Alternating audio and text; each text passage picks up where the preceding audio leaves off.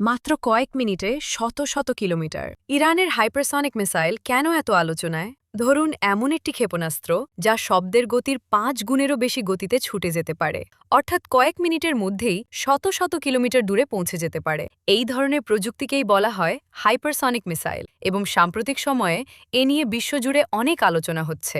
এই আলোচনার একটি বড় কারণ হল ইরানের ঘোষিত ফাত্তা হাইপারসনিক মিসাইল। ইরানের দাবি অনুযায়ী এই মিসাইল অত্যন্ত দ্রুত গতিতে চলতে পারে এবং উড়ন্ত অবস্থায় দিক পরিবর্তন করার ক্ষমতাও থাকতে পারে।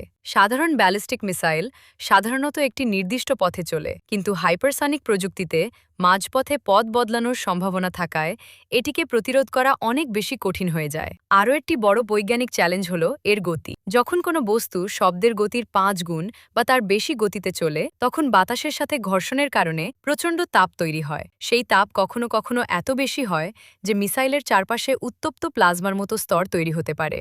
এজন্য হাইপারসনিক মিসাইল তৈরিতে বিশেষ তাপ সহনশীল উপাদান এবং উন্নত এরোডাইনামিক ডিজাইন ব্যবহার করা হয়।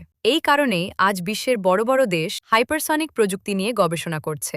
অনেক বিশেষজ্ঞ মনে করেন ভবিষ্যতের সামরিক প্রযুক্তিতে এই ধরনের ক্ষেপণাস্ত্র গুরুত্বপূর্ণ ভূমিকা রাখতে পারে। আপনার কি মনে হয় হাইপারসনিক প্রযুক্তি কি সত্যিই ভবিষ্যতের যুদ্ধের ধরন বদলে দিতে পারে?